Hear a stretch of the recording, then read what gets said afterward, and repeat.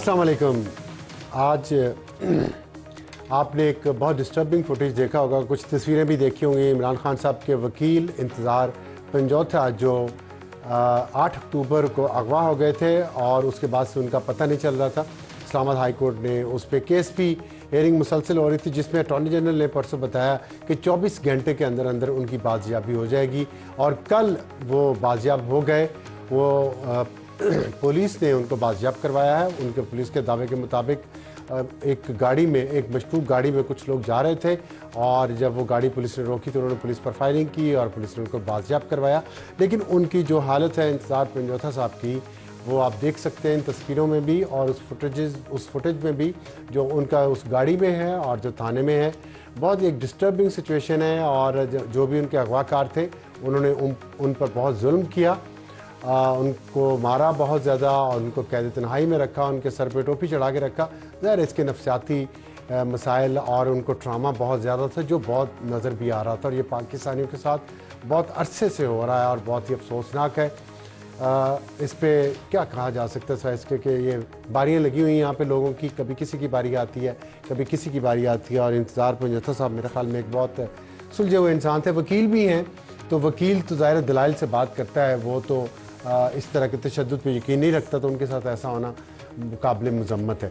और दूसरा हमारा आज का टॉपिक यह है कि टॉप स्टोरी का कि स्वाबी से लंदन तक पीटीआई एहतजाज कर रही है। स्वाबी पे 9 नवंबर यौम इकबाल वाले दिन उन्होंने मुजाहरे की कॉल दी हुई है। वहाँ पे एक जिरगा होगा जिस पर डिसाइड किया जाएगा अगला लाएअमल क्या है। लेकिन इस वक्त पीटीआई का एहतजाज लंदन में 10 डाउनिंग स्ट्रीट, जो बरतानिया के वज़ीर-ए-आज़म का दफ्तर, वहाँ पर जारी है। हम वहाँ से आपको लाइव मनाज़र दिखा रहे हैं और वहाँ पे कितने लोग हैं, जो हमें पता चला है कि बहुत ज़्यादा अरेंजमेंट्स उसके किए गए हैं। ना सिर्फ पूरे बरतानिया से लोग आए हैं, आयरलैंड से आए हैं, अमेरिका तक से लोग वहाँ पे आए हैं, यूरोप से भी आए हैं। हमें ज्वाइन किया अज़र जावेद साहब ने, ब्यूरो चीफ है यूके यूरोप के समा के यूरोप में। अज़र साहब बताइएगा क्या सूरत हाल है, कितने लोग हैं वहाँ पे और मकसद क्या है इसका? जी देखें, बिल्कुल यहाँ बरतानिया भर से पाकिस्तान तहरीक इंसाफ का ये एक बड़ा शो जो है वो अरेंज करने की कोशिश की गई है। पूरे सबको कॉल की दी गई थी, यूरोप से लोग यहाँ पे मदऊ किए गए।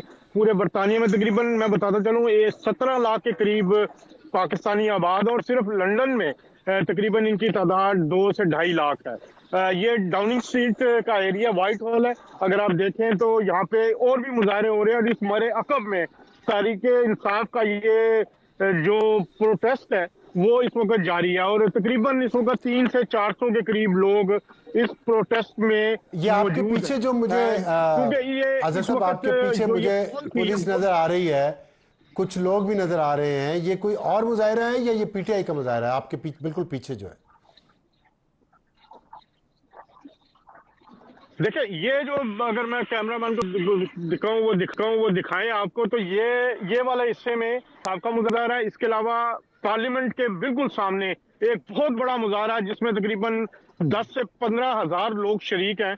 वो मुजाहरा यहाँ पर पानी के हवाले से जो मामलात हैं, गंदा पानी आ रहा है उसके हवाले से एक पूरी कंपेन है, उनकी कॉल थी। असल मुजाहरा वो हो रहा है। उसी सिलसिले में पुलिस ने ये सारी जो है वो तैयारियां की हुई हैं। ये इस मुजाहरे के लिए नहीं है, ये लोग वहां से मुजाहरा खत्म हुआ वहां आ रहे हैं, लेकिन जो तवक्को कर रही थी तहरीक इंसाफ, वो उस हवाले से अगर आप कहें तो वो तवक्को मेरा ख्याल है वो पूरी नहीं हो पा रही। कि तकरीबन कितने लोग होंगे पीटीआई के वहां पे? 3 बजे का टाइम था, सॉरी 2 बजे का टाइम था,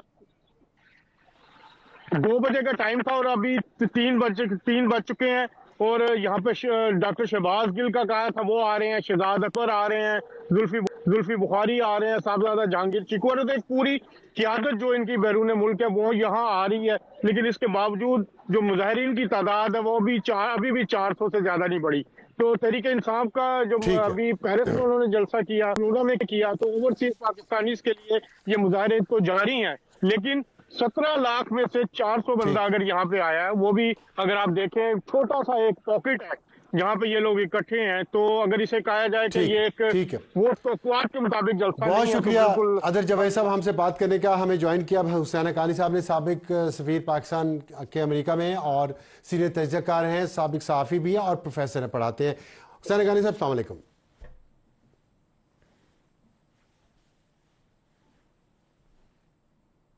वालेकुम अस्सलाम। بہت شکریہ ہمیں جوائن کرنے کا. اور آپ دیکھ رہے ہیں کہ امریکہ کے الیکشنز 5 نومبر کو ہو رہے ہیں، صدارتی الیکشن، اور وہاں پہ ٹرمپ اور کیملا ہیرس کے درمیان بہت کانٹے دار مقابلہ ہے.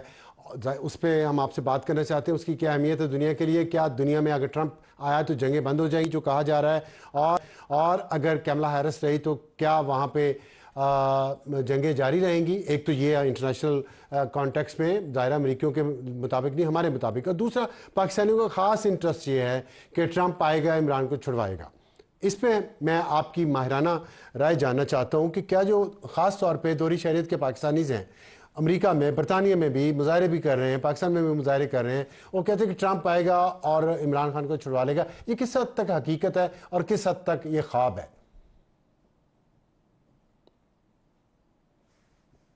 افسر صاحب، سب سے پہلی بات تو یہ ہے کہ میں پاکستانیوں کا جو بیرون ملک رہتے ہیں کرب سمجھتا ہوں، خاص طور پہ وہ جو عمران خان صاحب کو ملک کا نجات دہندہ سمجھتے ہیں، مسیحا سمجھتے ہیں، ان کے لیے اور زیادہ کرب کی بات ہے کہ وہ قید میں ہیں.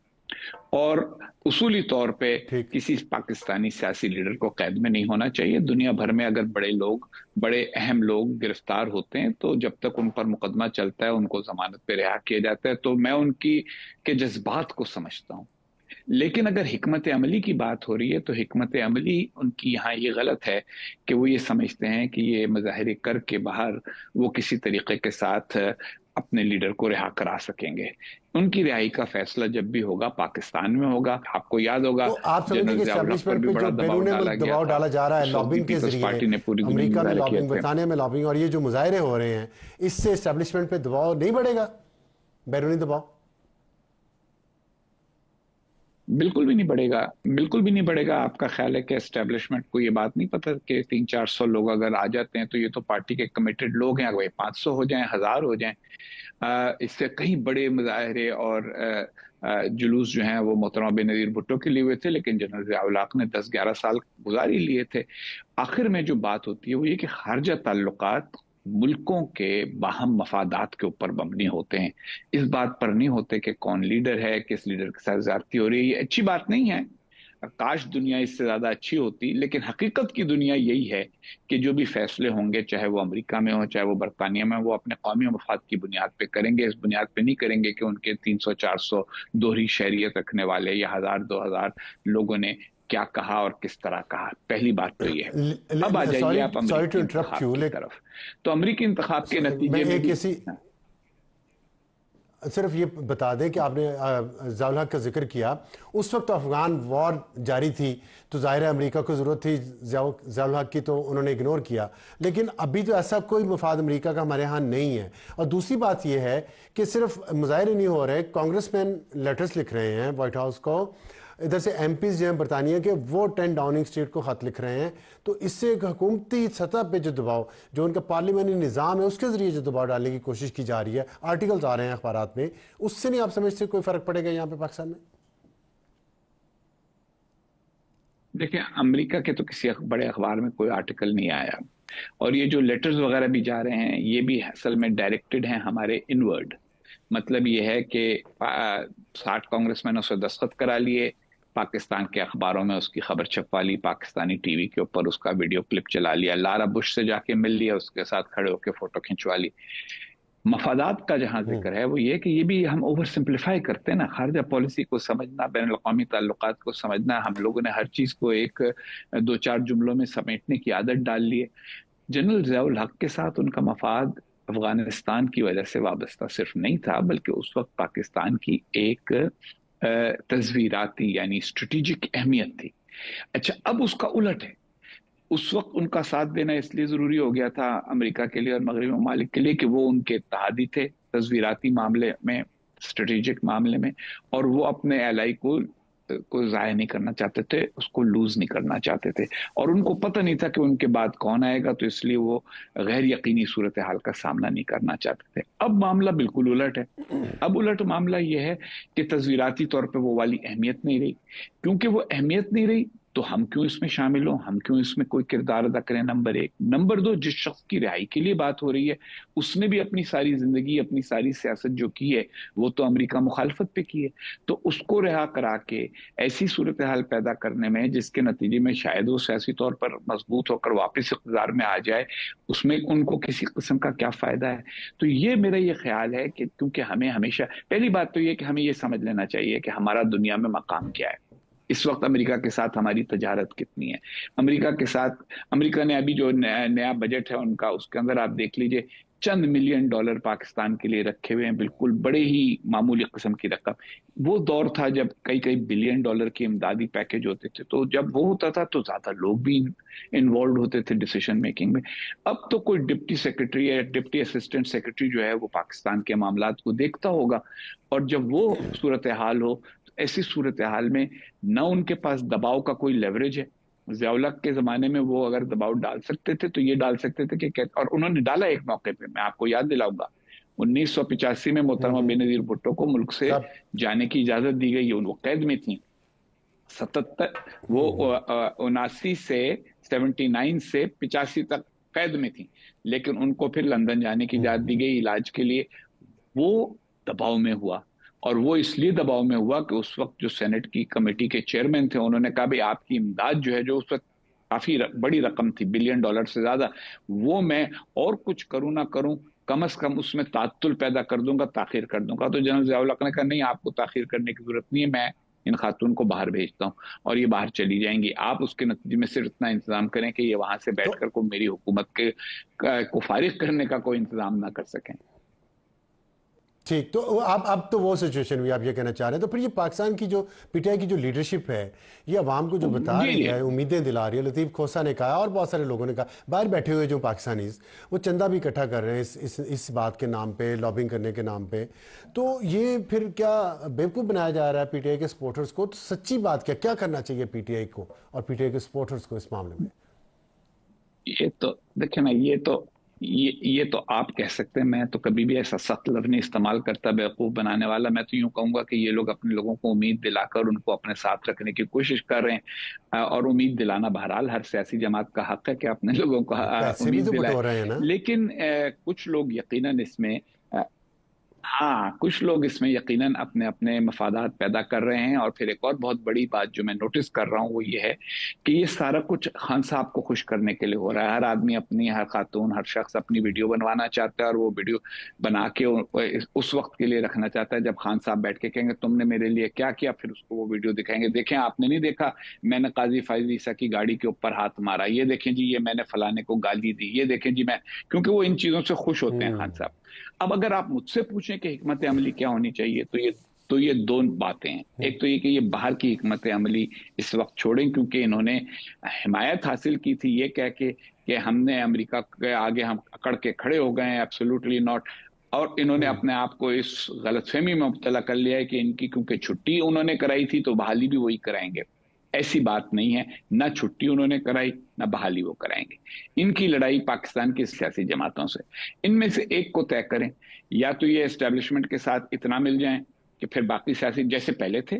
آپ دیکھیے کہ 2018 میں جو ان کی حکومت آئی تھی تو وہ تو ایک پیج کی حکومت تھی نا, اور اس میں دوسری سیاسی جماعتوں کو کچلا جا رہا تھا.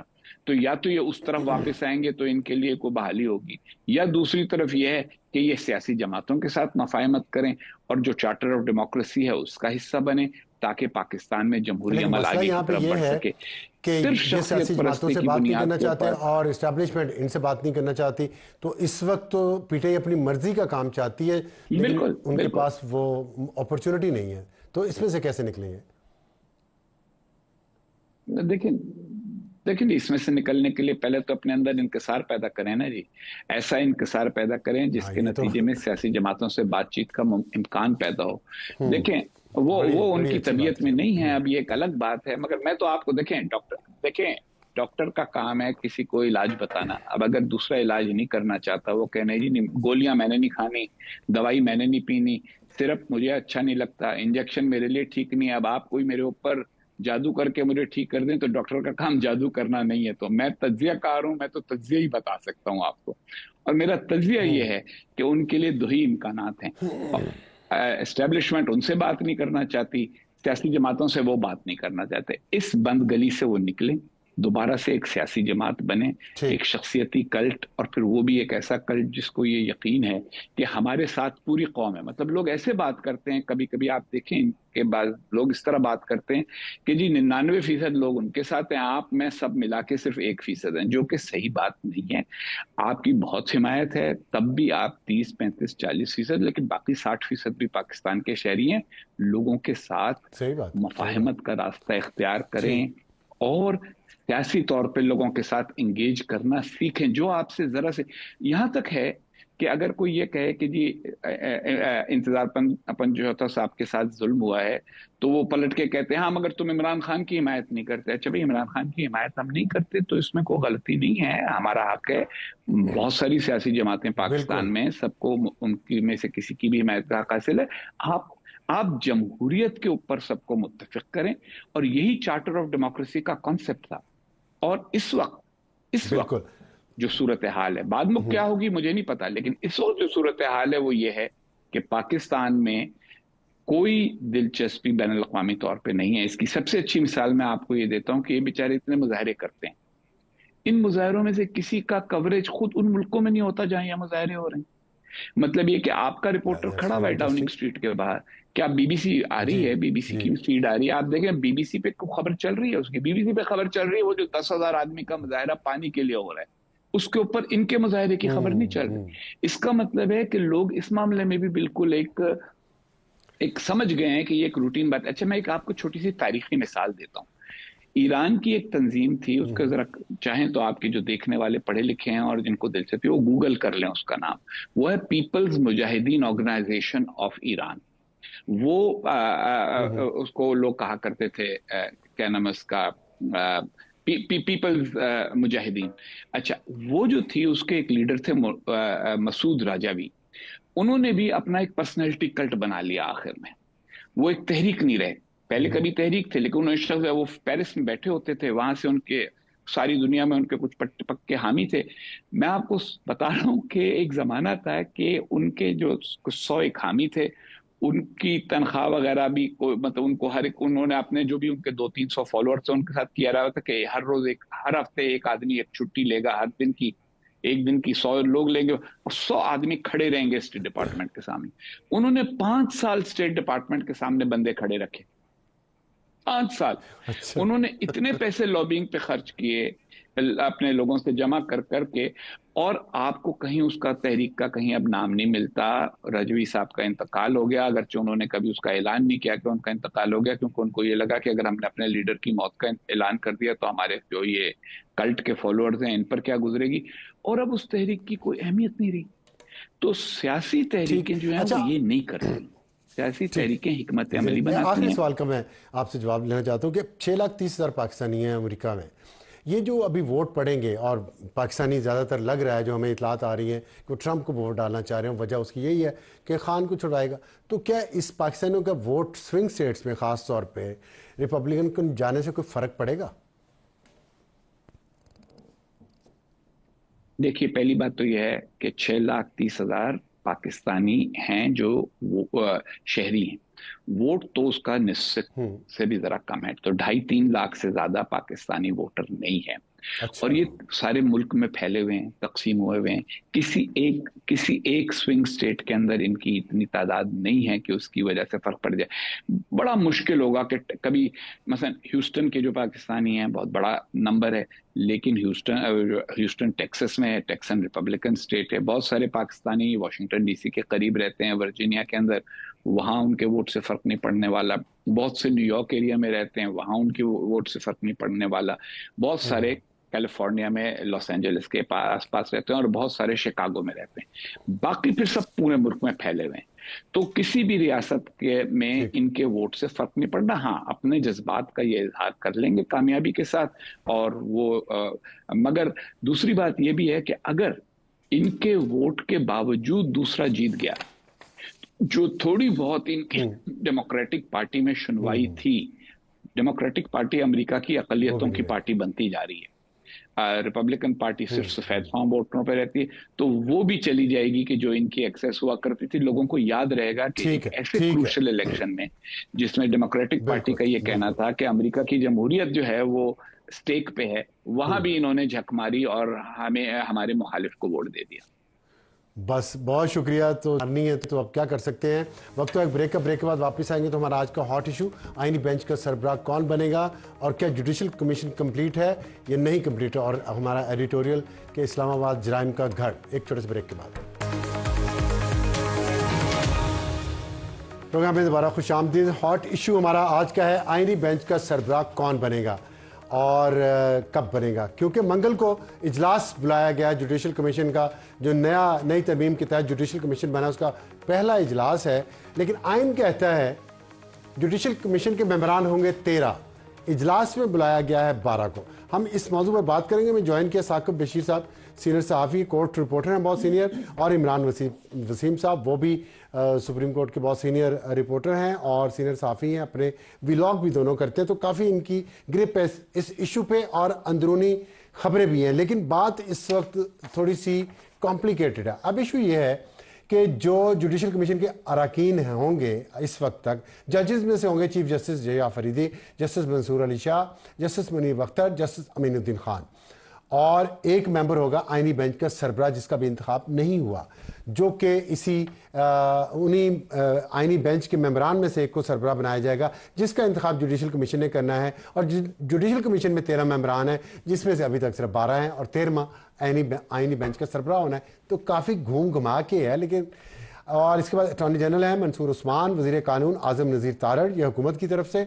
नुमाइंदा बार कौंसिल हैं अख्तर हुसैन, ये किस तरफ से आते हैं अभी फाइनल नहीं है। अरकान पार्लियामेंट में शेख आफ्ताब अहमद नून लीग की तरफ से, फारूक नाइक पीपल्स पार्टी की तरफ से, ये भी ज़ाहिर हुकूमती वोट होगा, उमर अयूब PTI से, शिबली फराज PTI से, और रोशन खुर्शीद भरोचा स्पीकर की नामजद करदा खातून रुकन।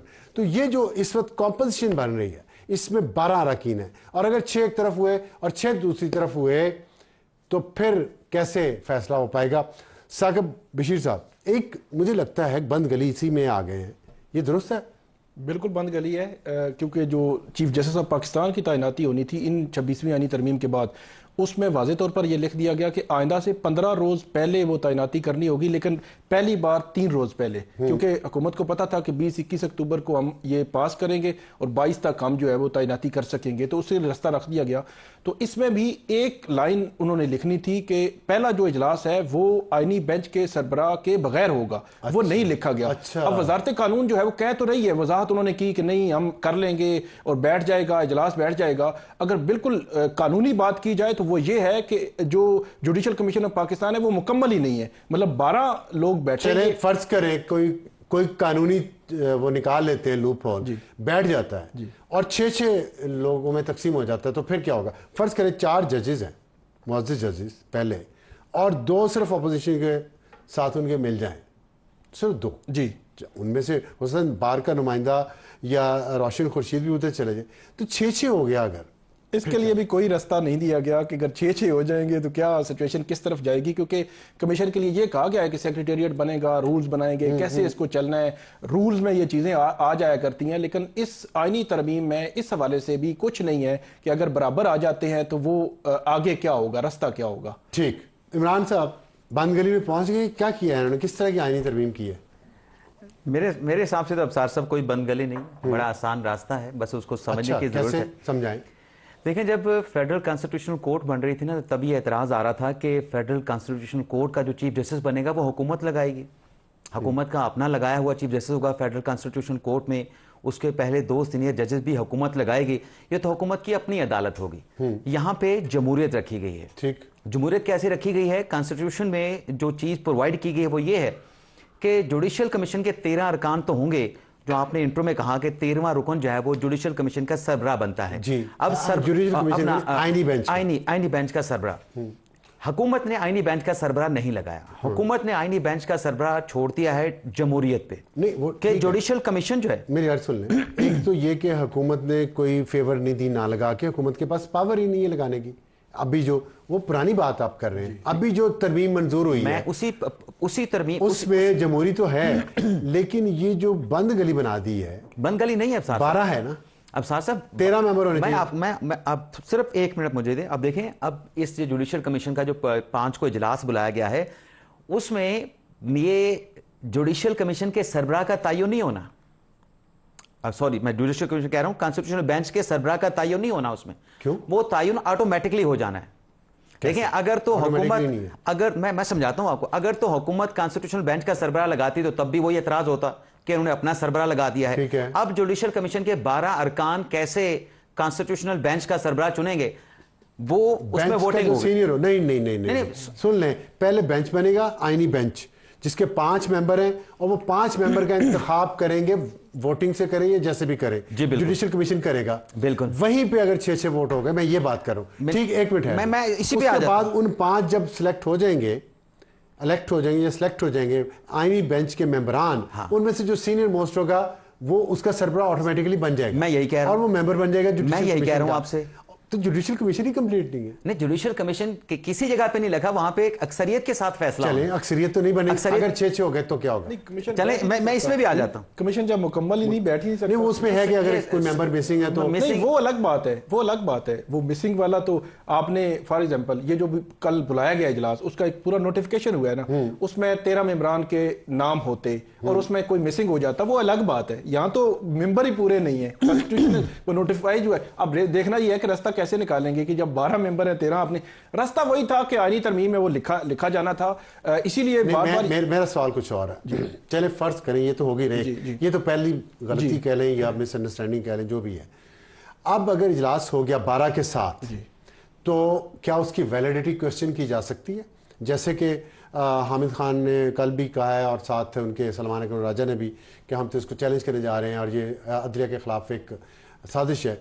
तो और दूसरा, ये अगर 6-6 हो गया टाई, तो फिर जुडिशल कमीशन का इजलास सिर्फ निशस्तन, गुफ्तन, बर्खास्तन, अब ये तो बिल्कुल कोई रास्ता नहीं है। 6 जजेस का अगर रास्ता है नहीं, 6 जजेस अगर 2 हो जाते हैं, उसमें मेजॉरिटी जिस तरफ जाना है उन्हीं को आईनी बेंचेस का सरबराह लगाना है या आईनी बेंचेस का जज लगाना है। तो उसमें अगर टाई हो जाता है तो टाई की सूरत हाल में रास्ता कैसे निकलेगा, कोई वहां पे कुछ नहीं बताया गया।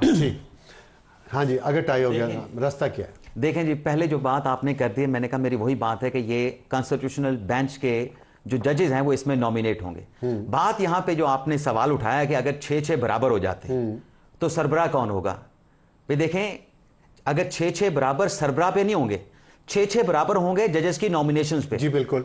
जब जजेस की नॉमिनेशन जिसके ऊपर 6-6 बराबर हो जाएंगे, अगले जज पे चले जाएंगे, बात खत्म। नहीं सर, मैं यही कह रहा हूं, उस जज को छोड़ के अगले जज पे चले जाएंगे। हैं, मैं आपको नाम पढ़ के सुना देता हूं। जमाल मंदुखेल है, इसके बाद मोहम्मद अली मजहर है, अतर मिनल्ला है, आयशा मलिक हैं, हसन अतर रिजवी हैं, वो मुसरत हिलाली हैं, और एक और हैं, मुझे क्रिकेट मैच तो है, क्रिकेट मैच तो यहाँ पे है नहीं कि आप टॉस कर लेंगे, या क्रिकेट मैच है नहीं कि आप एवरेज देख के देखेंगे भी इसकी केसेस सुनने की एवरेज बड़ी अच्छी है, इसका रिकॉर्ड बड़ा अच्छा है, इसको हम आगे ले जाएंगे, ये कॉन्स्टिट्यूशनल बेंच में शामिल हो जाएगा। कॉन्स्टिट्यूशनल बेंच का सरबराह तो बनेगा जितने लोग नॉमिनेट हो जाएंगे, उसमें जो सीनियर होगा वो सरबराह बनेगा। बिल्कुल। जो 6-6 की आप बात कर रहे हैं, वो नॉमिनेशन के ऊपर जो है वो हो सकता है किसी जगह पे जाके ये 6-6 वाली तकसीम आ जाए, 6 एक तरफ चले जाएं, 6 दूसरी तरफ चले जाएं, एक जज के नाम पे, एक जज के नाम पे, अगले जज पे चले जाएंगे, उसको छोड़ देंगे। नहीं तो ये जज अगले पे चले जाएंगे, जजेस की सिलेक्शन जो है वो चीफ जस्टिस जई आफरीदी साहब से शुरू होगी ना, आईनी बेंच। बिल्कुल बन सकते हैं। अगर वो भी आईनी बेंच के मेंबर बना दिए गए तो फिर वो आईनी बेंच के सरबराह भी वही होंगे और चीफ जस्टिस भी वही होंगे। जी बिल्कुल, ये पॉसिबिलिटी बिल्कुल है, यही पॉसिबिलिटी है। तो अच्छा चले, इसी बड़ी इंटरेस्टिंग है और देखते हैं कि इस पे क्या होता है। लेकिन अगर ये ऐसे हो गया जो आप कह रहे हैं कि अगले जजेस पे चले जाएंगे, अगले जजेस पे चले जाएंगे, अगर कहीं ये तय हो गया कि 6-6 हो गए हैं, तो फिर तो हम एक नए बहरान की तरफ बढ़ रहे हैं। ये तो हम प्रिजम्पशन पे हम बात करें ना, अब सबके ऊपर तो नहीं फंसेंगे ना, एक आध पे शायद फंस जाए, सब पे तो नहीं फंसेंगे ना। फिर जब फंस रहे होंगे जो है वो बड़ी, जब फिर फंसेंगे, क्लियर अंदाज में गवर्नमेंट कह रही थी, सनोला साहब ने कहा कि मंसूर अली शाह और जस्टिस मुनीब को नहीं आना चाहिए क्योंकि वो मुतनाज़ा हैं, चीफ जस्टिस को इसलिए नहीं आना चाहिए क्योंकि मुतनाज़ा हो ना जाए, ये उन्होंने बात की थी। تو اب وہ چوتھے نمبر والے پہ سوچ رہے ہیں. ہو سکتا ہے چیف جسٹس اور باقی ججز جو ہے وہ چیف جسٹس پہ سوچ رہے ہوں کہ چیف جسٹس کو جو ہے وہ آئینی بینچ پرانا ہو چکا ہے. ثاقب بشیر صاحب آج کی خبر کچھ اور ہے. آج کی خبر آپ کے ساتھی کی خبر ہے جس میں کہا گیا کہ حکومت یا افریدی صاحب کو بھی آئینی بینچ کا سربراہ بنانے پہ کمفرٹیبل ہے, ان کو کوئی مسئلہ کی خبر ہے کہ وہ مطلب گورنمنٹ ہے. گورنمنٹ میرے خیال میں گورنمنٹ کو مسئلہ نہیں ہونا چاہیے کیونکہ اپنی خواہش شاید ہے بھی نہیں, منشا اور مرضی کے مطابق انہوں نے 2 ججز کو سپرسیڈ کر کے تیسرا لائے ہیں, تو اب ان کو آئینی بینچز کا سربراہ ہونے میں گورنمنٹ کو میرے خیال میں مسئلہ نہیں ہونا چاہیے. اچھا ہاں ٹھیک ہے, میں یہ بات حکومت اس کا جواب دے سکتی ہے, لیکن عمران یہ بتائیے گا اگر چیف جسٹس ہی آئینی بینچ کے سربراہ بھی بن گئے تو اس سے کوئی مسئلہ تو نہیں ہوگا کسی کو؟ کوئی مسئلہ نہیں ہوگا. دیکھیں اگر ہم ریکارڈ بھی دیکھیں, پہلے تو آپ ایجنڈا دیکھیں, ایجنڈے میں صرف بینچ کی بات نہیں کی گئی, بینچز کی بات کی گئی ہے, آئینی بینچز کی بات کی گئی ہے. تو اس میں ایک بینچ بھی بن سکتا ہے, ایک سے زیادہ بھی بن سکتے ہیں. ہو سکتا ہے کہ فرسٹ فیز میں ایک ہی بینچ بنایا جائے, یا ہو سکتا ہے کیونکہ اس میں ایک دوسری ریڈنگ یہ بھی آ رہی ہے کہ ججز نامینیٹ ہو جائیں اور اس ججز کے نامینیٹ ہونے کے بعد جو کمیٹی بنے گی, یعنی اس ججز کے نامینیٹ ہونے کے بعد ایک تو سینئر ہو جائے گا جو کہ کانسٹیٹیوشنل بینچ کا سربراہ بنے گا, اس کے نیچے جو سینئر ہوں گے ان کی ایک کمیٹی الگ سے ہوگی, وہ بیٹھ کے پھر بینچز کا تعین کریں گے. ہو سکتا ہے, یا ہو سکتا ہے وہ بینچز کا تعین نہ کریں, بینچز جوڈیشل کمیشن طے کر دے, وہ جو کمیٹی ہو کانسٹیٹیوشنل بینچ کا سربراہ نیچے 2 سینئر جج ہوں, وہ مقدمات کی فکسیشن کا فیصلہ کریں کہ یہ جو کانسٹیٹیوشنل کیسز آ رہے ہیں انٹرپریٹیشن کے حوالے سے, یہ پہلے بینچ میں جائیں گے, دوسرے بینچ میں جائیں گے, پہلے بینچ کا یا افریدی صاحب ہوں گے, دوسرے بینچ کے منصور علی شاہ صاحب ہوں گے, یا امین الدین خان صاحب ہوں گے. تو پہلے تو یہ نامینیٹ ہونے ہیں, ججز نامینیٹ ہوں گے, اس میں سے پھر کانسٹیٹیوشنل بینچ کا سربراہ آ جائے گا. اس میں ایک اور بات یہ ہے کہ چیف جسٹس جو ہے ایک طرف پریکٹس اینڈ پروسیجر کمیٹی کے بھی سربراہ ہوں گے اور آئینی بینچز کے بھی سربراہ ہوں گے. اگر آئینی بینچز میں کہ وہ بن جاتے ہیں, آئینی نامینیشن ان کی ہو جاتی ہے, تو یہ ہے کہ کیونکہ ایک کنسیپٹ بن رہا تھا کہ شاید سپریم کورٹ کے اندر ایک سپریم کورٹ ہوگی کہ چیف جسٹس اپنے 3 ججز کی کمیٹی ہوگی, اور اگر چوتھے یا 5ویں نمبر والا ٹاپ سینئر آ جاتا ہے آئینی بینچز کا تو وہ الگ سے کمیٹی ہوگی, تو دونوں میں اختیارات کی تقسیم اور اس طرح کے ایشوز بھی آ سکتے ہیں. تو یہ میرے خیال میں اگر چیف جسٹس آتے ہیں تو اس کی سچویشن مختلف. اچھا یہ بتائیے گا کہ چیف جسٹس یا افریدی صاحب جب سے آئے ہیں انہوں نے جو اقدامات کیے ہیں, ایک ہے پریکٹس اینڈ پروسیجر کمیٹی میں انہوں نے منیب اختر کو شامل کیا, جسٹس منیب اختر کو جن کو نکال دیا تھا سابق چیف جسٹس قاضی فائز عیسیٰ صاحب نے. تنازعات کے حل کے لیے انہوں نے سپریم کورٹ کی کمیٹی کا سربراہ جسٹس منصور علی شاہ کو مقرر کیا ہے, ایک میسیج دیا ہے, اور انہوں نے جسٹس منصور علی شاہ کے جو 3 ریسرچرز تھے جن کی ڈیپوٹیشن مکمل ہو گئی تھی, واپس بھجوا دیے تھے لاہور ہائی کورٹ, ان کو بلا لیا واپس دوبارہ. اور آخر میں انہوں نے لاہور میں جو جیل اصلاحات پہ میٹنگ کی ہے اس میں انہوں نے احد چیمہ کو بھی بلایا, فیڈرل منسٹر ہیں, لیکن ختیجہ شاہ کو بھی بلایا جو کہ جن کا تعلق پی ٹی آئی سے ہے, وہ ان کے کوئی ممبر یا عہدیدار نہیں ہے, لیکن ان کا تعلق 9 مئی کے واقعات میں ملوث ضمانت پہ ہیں. لوگ یہ اعتراض اٹھا رہے ہیں کہ وہ ملزمہ ہیں, ضمانت پہ ہیں, ان کو اس طرح چیف جسٹس صاحب خود بلائیں میٹنگ میں, تو ان کے کیسز کیسے سٹینڈ کر سکتے ہیں لوور کورٹس میں؟ آپ کہیں اس میں کانفلکٹ آف انٹرسٹ کوئی دیکھ رہے ہیں؟ نہیں, بالکل آپ ٹھیک کہہ رہے ہیں. ان کو بلانے کی حد تک تو یہ ہے کہ یہ کیونکہ سپریم کورٹ کی جانب سے باقاعدہ ان کو بلایا گیا تھا, یہ بھی خبر تھی کہ شاید نامینیٹ کیے گئے پی ٹی آئی کی جانب سے, ایسا نہیں ہے. سپریم کورٹ نے عاصمہ اور جو ختیجہ شاہ ہیں ان کو بلایا تھا. دیکھیں پیپلز پارٹی کا ریکارڈ سب سے زیادہ ہے جیلوں میں جانے کا, این پی کا ہے, ان میں سے کسی کو نہیں ملا. بلوچستان سے کوئی نہیں ہے, سندھ سے کوئی نہیں ہے. یہ ہو سکتا ہے ان کا مطلب اب آئیڈیا کیا ہے, اس کے پیچھے کیا وزڈم ہے, وہ چاہ تو یہی رہے ہوں گے کہ اگر مردوں کی سائڈ پنجاب چیمہ خواتین, جی پنجاب کی, تو یہ باقی جیلوں کا بھی ہوگا, یہ صرف پنجاب فوکسڈ ہوگا؟ نہیں, وہ چیف جسٹس تو پورے پاکستان کے ہیں, سب کے ہو سکتا ہے وہ اجلاس بلائیں اور وہاں پہ چیف جسٹس بیٹھے. یہ بھی کہا جا رہا ہے کے پی کی جیلوں سے تو دہشت گرد حملہ کر کے چھڑوا لیے گئے, وہاں نہیں گئے, پہلے پنجاب گئے, اس اور ختیجہ شاہ کو بلایا ہے جن کا تعلق پی ٹی آئی سے ہے. لوگ بڑی لمبی سازشی تھیوری بن رہے ہیں, میں اس لیے یہ سوال آپ سے پوچھا. ایک تو ختیجہ شاہ جو ہے وہ ایک تو میرے خیال میں وجہ یہ ہو سکتی ہے ویل ایجوکیٹڈ ہیں, یا آحد چیمہ بھی ویل ایجوکیٹڈ ہیں, وہ 10 ماہ رہے ہیں, وہ بندہ بہتر بتا سکتا ہے کہ جیلوں میں جو رہا ہے. جو دوسری بات آپ نے کی میں بالکل ایگری کرتا ہوں, اس کے جو ان کی کوئی ضمانتیں بھی, ان کے ایکویٹل, ان کے کیسز پڑے ہوئے ہیں, ٹرائلز ہیں, ان پر اگر چیف جسٹس جو ہے وہ بیٹھ کر ان کو کسی کمیٹی میں لائیں گے اس پر اثر آ سکتا ہے. ٹھیک, عمران آپ بتائیے گا یہ جتنی باتیں ہو رہی ہیں یہ غلط ہو رہی ہیں؟ دیکھیں جو تھیوریاں چل رہی ہیں, تھیوریاں اپنی جگہ پہ, ابصار صاحب تھیوریاں اپنی جگہ پہ, یہ اجلاس تو ملک بھر کی جیلوں کے حوالے سے تھا, پنجاب کی جیلوں کے حوالے سے نہیں تھا. رپورٹس میں آپ کو بتاتا ہوں نا, رپورٹس ملک بھر کی جیلوں کو پیش کی گئی کہ جو ملک بھر کی جیلیں ہیں 66,000 کی کیپیسٹی ہے, 1,08,000 قیدی اس میں قید ہیں. اور پنجاب کی صورتحال زیادہ ورس ہے, جہاں پہ 36,000 کی کیپیسٹی ہے اور وہاں پہ جو قیدی موجود ہیں وہ 67,000 ہیں. تو اس لیے فوکس کیا گیا ہے پنجاب کو. اب یہ ختیجہ شاہ کو اور احد چیمہ کو بلانے کا مقصد یا ویژن کیا ہے؟ ویژن تو ایک ہی ہو سکتا ہے, جو آپ بھی سمجھ سکتے ہیں, میں بھی سمجھ سکتا ہوں, کہ جو جیلوں کی حالت زار ہے, وہاں پر جو قیدیوں کو جو مسائل کا سامنا کرنا پڑتا ہے, ان مسائل کو جو ہے وہ حل کیا جائے اور لوگوں کی, قیدیوں کی حالت زار کو وہاں پہ بہتر کیا جائے, ان کو فیسلیٹیٹ کیا جائے. میں جو ثاقب بشیر صاحب بات کر رہے ہیں کہ ان کا کیس بھی ہے, وہ مفادات کا ٹکراؤ بھی ہے, لیکن میرا اس پہ ان پٹ یہ ہے کہ دیکھیں, اگر بلانا تھا تو یہاں پہ عام شہریوں کو بلاتے. بالکل, ان کو یہ تو پریولیج کلاس سے لوگ ہیں, ٹھیک ہے, انہوں نے سونین کی بات بھی ہو رہی ہے کہ ایچ سونین کلاس جو ہے, ایلیٹ کیپچر جو پاکستان کا ہے, ان کے جو مسائل ہیں وہی ہائی لائٹ ہو رہے ہیں. عام بندوں ان کو زیادہ مسائل کا سامنا کرنا پڑتا ہے. یہ پریولیج کلاس کے لوگ ہیں, انہیں تو سامنے والا جو جیل کا جو آفیسر ہوگا, ملازم ہوگا, وہ بھی کہے گا کہ یار کل کو اقتدار میں ہوں گے, ان کی حکومت آ جائے گی, تو ان کے ساتھ ذرا ہاتھ ہلکا رکھنا ہے, ان کو یہ سہولیات بھی دینی ہے. عام قیدیوں کو تو کچھ نہیں ملتا. ایک چیز میں ایڈ کر دوں, جیسے یحییٰ افریدی نے 6 ججز سے ملاقات بھی کی ہے 26 جو اکتوبر کو, یہ 26 ایک مارچ کو. جی بالکل کنفرم ہے, ان کی چیف جسٹس ہاؤس میں ملاقات ہوئی ہے 6 ججز کے ساتھ, اور 26 اکتوبر شام 4 بجے. تو اس اجلاس, اس کا مقصد وہی تھا کہ جو مداخلت کی وہ بات کر رہے تھے, تو ان کے ساتھ وہ جو 26 مارچ والی جسٹس قاضی فائزہ کے ساتھ ملاقات تھی, وہ تلخ یادیں اس نے چھوڑی تھیں, اور اس ملاقات نے کچھ خوشگوار یادیں چھوڑی ہیں. بابر ستار صاحب واپس آ جائیں گے چھٹی سے؟ بالکل آ چکے ہیں, کل سے وہ کیسز کو سنیں گے. بہت شکریہ ثاقب بشیر صاحب, عمران وسیم صاحب ہم سے بات کرنے کا. وقت بریک کے بعد آئیں گے تو ایڈیٹوریل اسلام آباد جرائم کا گھر,